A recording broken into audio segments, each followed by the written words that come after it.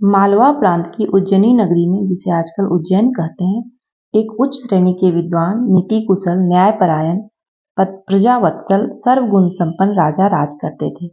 इनका शुभ नाम महाराज भर्तृहरि था।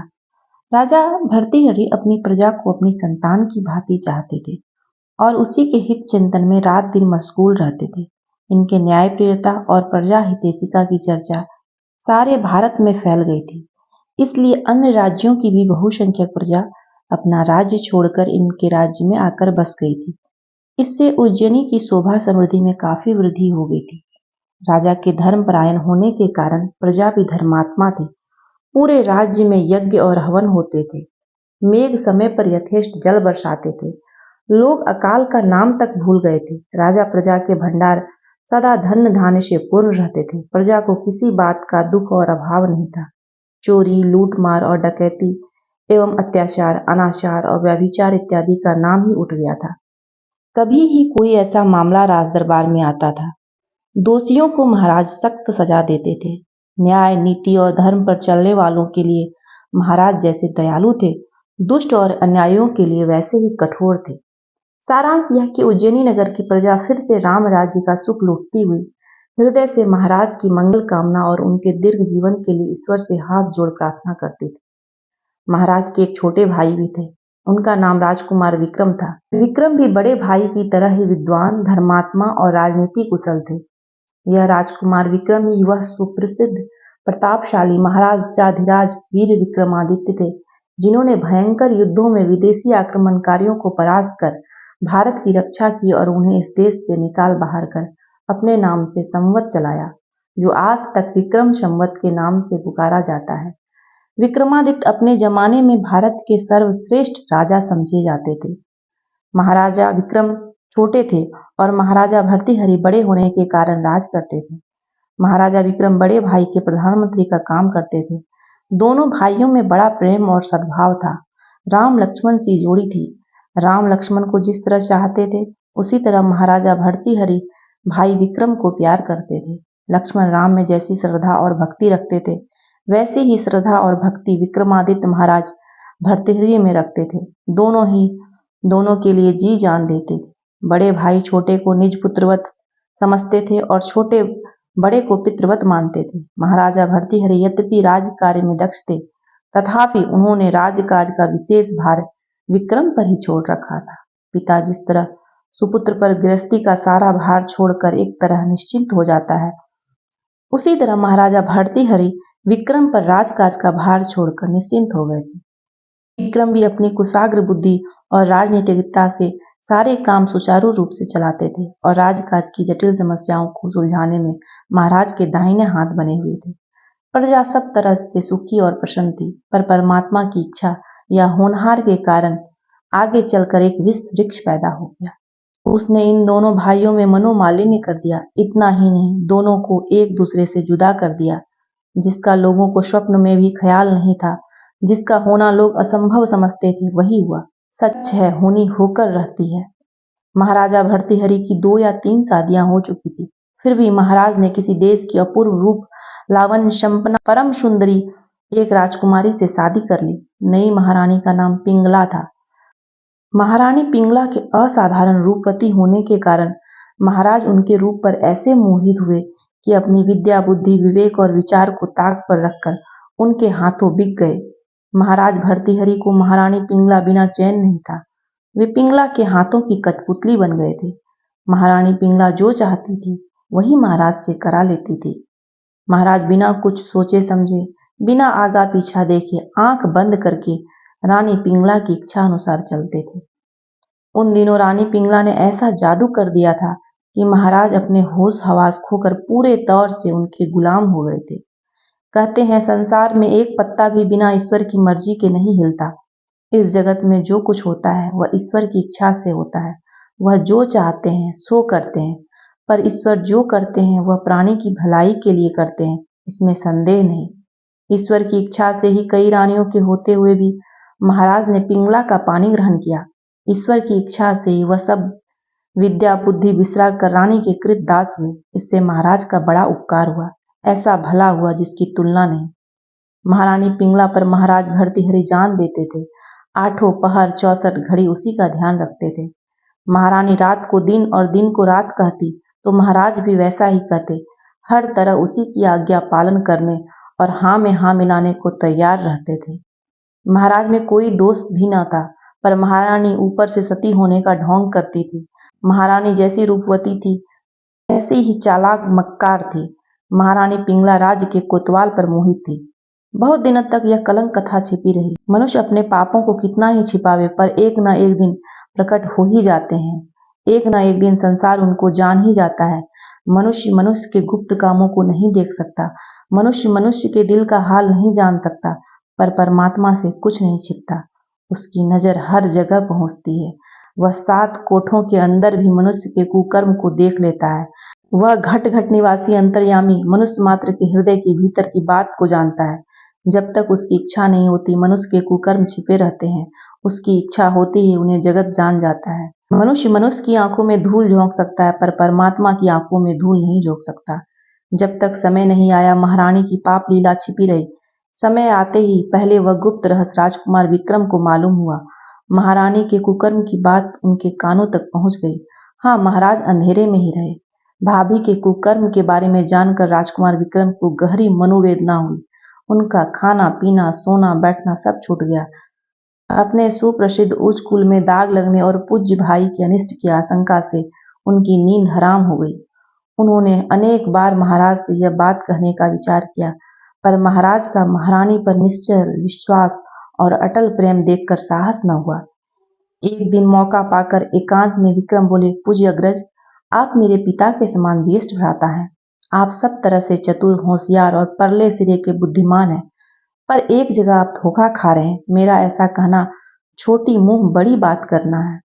इच्छा तो नहीं होती कि आपसे अर्ज करूं। मेरी छछुंदर की सी गति हो रही है।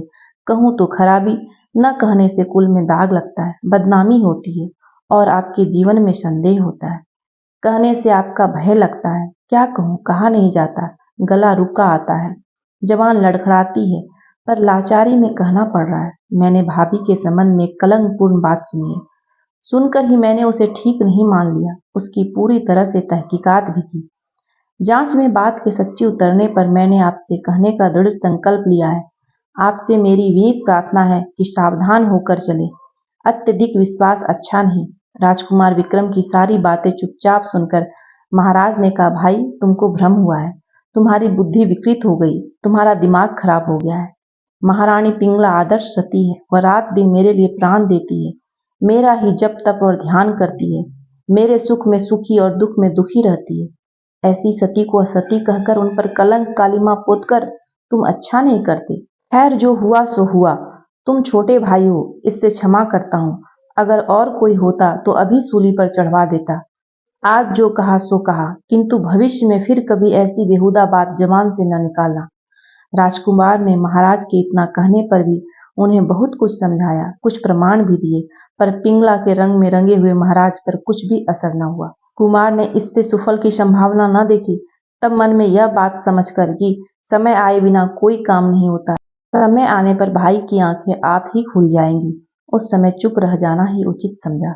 महारानी पिंगला बड़ी चालाक थी। उन्हें यह बात पहले ही मालूम हो गई कि मेरे कुकर्म की बात, मेरे पाप कर्म का रहस्य राजकुमार जान गए हैं। इसलिए उन्होंने पहले से ही चाल चलनी शुरू कर दी। वे महाराज के प्रति पहले से भी अधिक प्रेम भाव दिखाने लगी। जब उन्हें अच्छी तरह से मालूम हो गया कि महाराज के दिल में उनकी ओर से जरा भी वहम नहीं है, उनका उन पर 16 आने विश्वास है, उन्होंने एक दिन उन्हें खूब ही राजी करके राजकुमार के विरुद्ध उनके कान भर दिए। कह दिया, आप बुरा न मानिएगा, आपके छोटे भाई की नीयत बड़ी खराब है। मैं उनकी माता के समान हूँ, पर वे इस बात को न समझकर मुझे बुरी दृष्टि से देखते हैं। और कोई होती तो उनके फंदे में फंस जाती, पर मुझ पर उनका फंदा कोई काम नहीं कर सकता। परमात्मा ऐसे कुकर्मी का मुंह न दिखावे। मैंने सुना है कि वह अपने नगर सेठ की पुत्र वधू पर भी आशिक है। उसके पीछे उन्होंने बहुत दिन से दृष्टि लगा रखी है। उस बेचारी को अनेक प्रकार से फुसलाया, तरह तरह के लालच दिए, पर वह भी मेरी तरह सच्ची पतिव्रता है, इसलिए आज तक उनके जाल में न फंसी। अब सुनती हूँ उन्होंने नगर सेठ को धमकी दी है। नहीं जानती यह बात कहाँ तक सच है। वे आपके सुनाम पर बट्टा लगाते हैं। अतः मेरी विनीत प्रार्थना है कि आप उन पर नजर रखें, उनसे सावधान रहें। महारानी की इन बातों को सुनकर महाराज सन्न हो गए। मुंह सूख गया, चेहरा तमतमा गया, आंखें लाल हो गई। उनका मन कभी कहता था, नहीं नहीं, यह सब नितांत अमूल बातें हैं। तुम्हारा भाई विक्रम ऐसा नहीं है। वह पंडित है, वह पर स्त्रियों को अपनी माता के समान समझता है। कभी उनका मन कहता था, हो सकता है विक्रम का चरित्र खराब हो गया हो। पिंगला सी सती नारी मिथ्या दोष नहीं लगा सकती, इससे उसका क्या वैर है। हाय भर्तृहरि का भाई और ऐसा दुराचारी। इस तरह उधेड़ बुन करते करते कभी इधर कभी उधर भटकते भटकते अंत में महाराजा का मन महारानी पिंगला की बातों पर ठहर गया। उन्हें विश्वास हो गया कि विक्रम सचमुच ही दुराचारी और व्यभिचारी है, पर इतने पर भी उन्होंने विक्रम से कुछ नहीं कहा। इधर तो रानी ने महाराज की कोई पट्टी पढ़ाई, उधर नगर सेठ को बुलवाकर उससे कहलवाया कि तुमसे जो कहूं सो करो, नहीं तो तुम्हारी जान की खैर नहीं। राजा मेरी मुट्ठी में है। नगर सेठ ही क्या, सारा नगर जानता था कि महाराज पिंगला के हाथ की कठपुतली है। वह जो नाच नचाती है महाराज वही नाच नाचते हैं। इसलिए सेठ जी ने हाथ जोड़कर कहा, महारानी जी, दास तो आपकी आज्ञा से बाहर नहीं, आपका हुक्म सर आंखों पर, जो कीजिए गुलाम वही करने को तैयार है। सेठ की यह बात सुनकर रानी ने कहा, आप जानते ही हैं कि राजकुमार विक्रम कैसे अत्याचारी हैं, प्रजा को कितना कष्ट देते हैं। महाराज स्वयं तो राजकाज देखते नहीं, सारा काम राजकुमार ही चलाते हैं। मैं नहीं चाहती कि वह प्रजा को कष्ट दे, इस वास्ते किसी तरह महाराज का मन खराब करके उन्हें यहाँ से हटाना चाहती हूँ। यह काम आपकी सहायता से बड़ी आसानी से हो जाएगा। आप कल राजसभा में जाकर पुकार कीजिए कि महाराज, आपके छोटे भाई बहुत ही अत्याचारी, अनाचारी और व्यभिचारी हो गए हैं। वे बहुत दिनों से मेरी पुत्र वधू को अपनी प्रणयनी बनाने की चेष्टा कर रहे हैं। उन्होंने उसके फंसाने के लिए बड़े बड़े जाल फैलाए, पर मेरी सती सावित्री सी पुत्र वधू उनके जाल में न फंसी। इसी से मेरी इज्जत अब तक बची हुई है। आप यदि न सुनेंगे तो मैं आपका राज्य छोड़कर किसी और राजा के राज्य में चला जाऊंगा। नगर सेठ रानी की बातों पर राजी हो गया। दूसरे ही दिन जबकि महाराज की सभा लगी हुई थी, नगर सेठ दरवाजे से ही फरियाद है का शोर मचाते हुए राजसभा में पहुंचा। राजा ने उसे सामने बुलाकर उसकी फरियाद सुनी। उसने रानी की सिखाई हुई सारी बातें ज्यों की त्यों महाराज को कह सुनाई। महाराज के दिल में रानी ने पहले से ही यह बात बैठा दी थी। अब सेठ की शिकायत से उन्हें कोई संदेह न रह गया। रानी की कही हुई सारी बातें उनके नेत्रों के सामने नाचने लगी। उनका चेहरा क्रोध के मारे लाल हो गया। राजकुमार उस वक्त सभा में ही बैठे थे। वे इस बात को सुनकर मन में समझ गए कि यह षड्यंत्र पिंगला का रचा हुआ है। उन्होंने सेठ से कहा, सेठ जी, भगवान का भय करो, मनुष्य से मत डरो। इस बुढ़ापे में स्वार्थ के लिए झूठ बोलकर क्यों पाप की गठरी बांधते हो। परमात्मा सब देखता है, उसकी नजरों से कुछ भी नहीं छिपा है। मैं तुम्हारी पुत्रवधू को जानता भी नहीं। मैं नहीं जानता वह काली है या गोरी, भली है या बुरी। मेरी तो वह माता के समान है। मैं पराई स्त्रियों को अपनी जननी के समान समझता हूँ। आप धर्म से डरिए, धर्म के सिवा कोई सच्चा साथी नहीं है। धन प्राण सभी चलायमान है, केवल धर्म ही निश्चित है। अतः सेठ जी, धर्म को ना छोड़ो। धर्म से डर कर आप अपनी बात को वापस लीजिए। आप किसी के बहकाने से मुझ पर मिथ्या दोष लगा रहे हैं। जब इस बात की जांच की जाएगी तब सारा भांडा फूट जाएगा, आपका जाल खुल जाएगा। उस समय आपकी क्या दशा होगी जानते हो। राजकुमार की यह बातें सुनते ही महाराज भर्तृहरि लाल पीली आंखें करके बोले, अरे कुलंगार, नीच, अधम, पापी, तू मेरे सामने ज्यादा बातें न बना। मैं तेरा सब हाल जानता हूँ, अतः तेरी चालाकी और मक्कारी न चलेगी। यदि अपनी जीवन रक्षा चाहता है तो इसी क्षण इस नगर से निकल जा। शीघ्र ही मेरी नजर के सामने से हट जा, नहीं तो अभी सूली पर चढ़वा दूंगा। राजा पिता है, प्रजा पुत्र समान है। राजा ही यदि ऐसा अन्याय करे तो प्रजा किसके पास जाए। मैं प्रजा के सुख से सुखी और प्रजा के दुख से दुखी रहता हूँ। दूर हो मेरे सामने से, दूर हो। भाई की ये बातें सुनकर राजकुमार विक्रम ने कहा, भाई, मैं तो अभी इसी क्षण चला जाऊंगा। आपके राज्य में जल भी न पीऊंगा। पर आप क्रोध में अंधे होकर क्या कर रहे हैं। आपको कम से कम इस मुकदमे की जांच तो करनी थी। इस तरह एक तरफा फैसला देना किसी भी राजा या विचारक को शोभा नहीं देता। अगर आप इसी तरह न्याय करेंगे तो आपकी प्राण प्यारी प्रजा का नाश हो जाएगा। वह आपसे दुखी होकर अन्य राज्यों में जा बसेगी। आप जिसके हाथ की कठपुतली बन रहे हैं वह आपके साथ छल कर रही है। उसके सुख में मैं ही एक कांटा हूं, इसलिए वह मुझे निकलवाने की गरज से यह चाल चल रही है। खैर मैं तो जाता हूँ, पर आपके अनिष्ट की आशंका से मेरे हृदय में खलबली मचती है। आपको एक दिन पछताना होगा, आपका हृदय मुझे याद करके रोवेगा। परमात्मा आपका मंगल करे, आपकी आंखें भी मैली ना हो। यह कर राजकुमार फौरन सभा भवन से निकल वन को चले गए। महाराज सिर पर हाथ धर कर कुछ सोच में पड़ गए। इसके बाद कई वर्ष निकल गए, कोई घटना न घटी। नगर का एक दरिद्र ब्राह्मण अपनी इष्ट सिद्धि के लिए वन में जाकर किसी देवता की घोर तपस्या करता था। उसे तप करते हुए अनेक वर्ष बीत गए। तप कष्ट से जब उसका शरीर एकदम कृश हो गया, तब देवता का आसन हिला। ब्राह्मण के सामने सशरीर आकर उसने कहा, ब्राह्मण, मैं तेरी तपस्या से अति संतुष्ट हुआ, इसलिए तुझे यह फल देता हूँ। यह फल मामूली फल नहीं है, इसका नाम अमर फल है। इसके खाने वाले पर मौत का जोर नहीं चलता, मृत्यु उसका बाल भी बांका नहीं कर सकती। तू इसे खाकर पृथ्वी पर अमर रह और सुखपूर्वक अपनी जिंदगी बिता। यह कहकर वह फल देकर देवता अंतर ध्यान हो गए। ब्राह्मण उस अमर फल को लेकर अपने घर आया और अपनी पत्नी को सारा वृतांत कह सुनाया। ब्राह्मणी उस फल की बात सुनकर संतुष्ट नहीं वरन असंतुष्ट हुई। उसने कहा, नाथ, देवता ने आपको अमर फल दिया है, पर इससे अपना कष्ट घटने के बजाय उल्टा बढ़ेगा। अगर वह धन देते तो हमारा भला होता। हम लोग जन्म से दरिद्र हैं। हमारे घर में प्रत्येक वस्तु का अभाव है। आजकल धन के बिना सुख कहाँ, धन बिना समाज में प्रतिष्ठा कहाँ। जिसके पास धन है वही सुखी है। अब तक यह आशा तो थी कि कभी मृत्यु आकर हमारे कष्टों का अंत कर देगी, पर जब यह फल खा लिया जाएगा तब तो अनंत काल तक महादारिद्र्य कष्ट भोगना पड़ेगा। सारी जिंदगी जिसका और छोर नहीं, दरिद्रावस्था में ही व्यतीत करनी पड़ेगी। यह फल तो उनके लिए अच्छा है जिन्हें परमात्मा ने धन, रत्न, राजपाट सभी संसारी सुख दिए हैं। आप यदि मेरी सलाह माने तो इसे महाराजा भर्तृहरि को दीजिए और उनसे बदले में धन लेकर सुख से शेष जीवन व्यतीत कीजिए। बहुत कुछ तर्क वितर्क और सोच विचार के बाद ब्राह्मण देवता भी इसी बात पर जम गए। उन्हें ब्राह्मणी की बात ही 16 आने ठीक जची, इसलिए वह कपड़े पहन फल हाथ में ले महाराज की सभा में पहुंचे।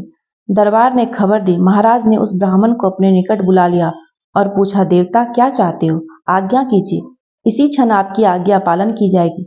ब्राह्मण ने उस अमर फल की सारी कहानी सुनाकर वह फल राजा के हाथ में दे दिया। राजा ने उसे खुशी से ले लिया और ब्राह्मण को कई लक्ष स्वर्ण मुद्रा देने का हुक्म दिया। ब्राह्मण असरफियां लेकर हंसता हंसता अपने घर आया। अब महाराज मन ही मन विचार करने लगे, वास्तव में यह फल परमात्मा ने ही दया करके मेरे पास भिजवाया है, पर यह समझ में नहीं आता कि इस फल को मैं खाऊं या अपनी प्राण प्रिया रानी पिंगला को खिलाऊं। मैं इसे खाऊंगा तो सदा अमर रहूंगा, मेरा रूप यौवन सदा स्थिर रहेगा, दुखदायी बुढ़ापा पास न आवेगा। पर मेरी प्यारी पिंगला, मेरे सुखों की मूल पिंगला तो कुछ दिन बाद ही बूढ़ी हो जाएगी, उसका यह रूप लावन नष्ट हो जाएगा। उस दशा में मैं किसके साथ सुख उपभोग करूंगा, इसलिए मैं इसे पिंगला को ही खिलाऊंगा। वह यदि अमर रहेगी, वह यदि बूढ़ी न होगी, यदि उसकी सौंदर्य प्रभा ज्यों की त्यों बनी रहेगी, तो मैं उसी के साथ सारे सुखों का आनंद उपभोग करूंगा। यह सोच और इस विचार पर दृढ़ हो महाराज फल को हाथ में लेकर पिंगला के पास चल दिए। महारानी पिंगला ने पूछा, महाराज, आज असमय में इस दासी पर कैसे कृपा की। महाराज ने कहा, प्रिय, आज एक अपूर्व फल मेरे हाथ लगा है, उसी को लेकर तुम्हारे पास आया हूँ। रानी ने कहा, महाराज, वह फल मुझे दिखाइए और यह भी बताइए कि उसमें ऐसा कौन सा गुण है जिससे आप उसकी इतनी लंबी चौड़ी तारीफ कर रहे हैं। राजा ने कहा, रानी, यह फल जिसे आप मेरे हाथ में देख रही हैं अमर फल है। इसे एक देवता ने एक ब्राह्मण को उसके तप से संतुष्ट होकर दिया था। ब्राह्मण ने इसे मुझे दिया। इसमें यह गुण है कि इसको खाने वाला न कभी बूढ़ा होता है और न कभी मरता है, सदा नौजवान बना रहता है। मैं चाहता हूँ कि इस फल को तुम खाओ, जिससे तुम सदा नवयुवती बनी रहो, तुम्हारा रूप लावण्य सदा आज जैसा ही बना रहे। यह कहकर राजा ने वह अमर फल रानी के हाथ में दे दिया। रानी उस फल को हाथ में लेकर कहने लगी, नहीं प्राणनाथ, आप ही इस फल को खाएं, क्योंकि आप ही मेरी मांग के सिंदूर हैं, आप ही से मेरा सौभाग्य है, आप ही मेरे सूर्य और चांद हैं, आप ही से मुझे जगत में उजियाला है। परमात्मा सदा आपको अजर अमर रखे, इसी में मेरा सुख सौभाग्य है। रानी की ये बातें बनावटी थी, मुंह में राम और बगल में छुरी वाली बात थी। उसके पेट में कपट की कतर नहीं चल रही थी। राजा उसके जाल में पूर्ण रूप से फंसे हुए थे, इसलिए वह उसके फरेबों को कैसे समझ सकते। उन्होंने फिर कहा, नहीं, यह फल तुमको ही खाना होगा, तुम्हारे फल खाने से ही मुझे संतोष होगा। रानी तो यही चाहती थी, फल को राजा न खावे और वह मेरे हाथ में रहे। इसलिए वह राजी हो गई और कहने लगी, आपकी आज्ञा का मैं उल्लंघन नहीं कर सकती। जिसमें आप राजी उसी में मैं राजी हूँ। आपके ही संतोष में मुझे संतोष है। आपका जब यही हुक्म है तो मैं ही इस फल को खाऊंगी, पर यह देवता का दिया हुआ फल है, इसलिए इसे अशुद्ध अवस्था में न खाऊंगी। स्नान ध्यान पूजा पाठ करके खाऊंगी। राजा उस मक्कार की बात पर राजी हो गए और फल देकर सभा में लौट आए। राजा के जाते ही रानी ने दासी भेजकर अपने प्रेमी कोतवाल को बुला भेजा। वह शैतान संदेश पाते ही दौड़ा चला आया। कोतवाल ने पूछा, रानी साहिबा, आज यह गुलाम को असमय ही क्यों याद किया गया? क्या बात है? रानी बोली, प्यारे, आज महाराज ने मुझे एक फल दिया है। उसके खाने से मनुष्य अमर बना रहता है, जवानी सदा स्थिर रहती है, बुढ़ापा कभी नहीं आता। राजा साहब ने मुझे वह फल खाने को दिया है। मैंने उनसे वादा भी कर लिया है, पर प्राणाधार, संसार में मुझे आपसे अधिक कोई प्रिय नहीं। आप ही मेरे सुख के कारण हो, आप ही से मेरा आनंद है, इसलिए मैं चाहती हूँ कि आप ही उस फल को खावें। कोतवाल ने कहा, अच्छा प्यारी, आपकी आज्ञा सर आंखों पर, मैं ही इसे खाऊंगा, पर यह देवदत्त वस्तु है, इसलिए पवित्र होकर खानी चाहिए। मैं अभी जाकर छिपरा में स्नान करूंगा और इसे खा लूंगा। यह सुनते ही रानी ने कोतवाल को वह फल दे दिया। वह भी फल लेकर चलता हुआ राह में सोचने लगा, रानी को मैंने अच्छा चकमा दिया। मैं इस फल को खाऊंगा तो क्या फायदा होगा? यदि मैं इस अमर फल को अपनी प्राण प्रिया को खिलाऊंगा तो सचमुच ही बड़ा लाभ होगा। मेरी प्राण प्यारी इसके खाने से सदा आज जैसी ही रूप लावण्य संपन्ना नवयुवती बनी रहेगी और मैं उसके साथ आनंद उपभोग करूंगा। यह सोचता हुआ वह राज नर्तकी के मकान पर जा पहुंचा। वह राज नर्तकी पर प्राण लुटाता था। कोतवाल को राज नर्तकी ने आदर से सामने बिठाया और आने का कारण पूछा। कोतवाल ने कहा, प्रिय, आज मुझे एक अद्भुत फल मिला है। इसको खाने वाला कभी बूढ़ा नहीं होता और मृत्यु उसका बाल भी बांका नहीं कर सकती। मैं चाहता हूँ इस फल को तुम खाओ। तुम सदा सर्वदा आज जैसी नवयुवती बनी रहने से मेरी जिंदगी भी सुख से कटेगी। राज नर्तकी ने कहा, अच्छा प्यारे, आपकी आज्ञा मैं टाल नहीं सकती। मैं स्नान करके इस फल को खा लूंगी। राज नर्तकी की यह बात सुनते ही कोतवाल ने वह अमर फल उसे दे दिया और आप अपने डेरे को चल आया। उसके जाते ही राज नर्तकी सोचने लगी, मुझे सारी उम्र पाप कमाते बीती, न जाने इतने पापों का ही मुझे क्या क्या दंड भोगना होगा। यदि मैं इस फल को खाऊंगी तो अनंत काल तक इसी तरह के पापों की गठरियां बटोरती रहूंगी। अतः मुझे यह फल खाना हरगिज मुनासिब नहीं होगा। इसे तो मेरे प्यारे महाराज भर्तृहरि ही खाए तो अच्छा। उनके अजर अमर रहने से मेरी आत्मा को संतोष होगा। ऐसे राजा के राज में प्रजा सदा सुखी रहेगी। हमारे महाराज आदर्श राजा हैं। ऐसे राजा बहुत कम हैं। यह सोचकर वह फल लेकर राजसभा की ओर चल दी। सभा से पहुंचते ही पहरेदार ने महाराज को खबर दी कि बाई साहिबा तशरीफ लाई है। महाराजा ने राज नर्तकी को सामने बुलाया और उसके बेवक्त आने का कारण पूछा। उसने कहा, महाराज, आज मुझे एक अपूर्व फल मिला। यह फल अजीब तासीर रखता है।